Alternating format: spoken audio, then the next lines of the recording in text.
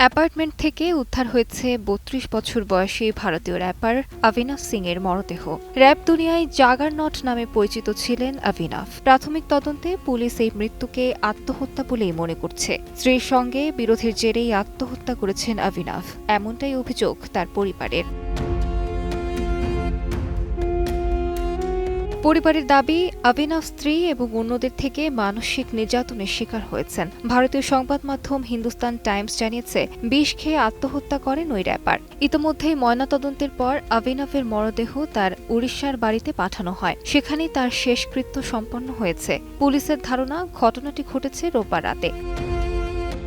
Wrapper হিসেবে বেশ জনপ্রিয়তা ছিল অভিনব সিংয়ের। হিট গান কটক অ্যান্থেম দিয়ে পরিচিতি পান র্যাপার। আলিশা ইসলাম, সময় সংবাদ।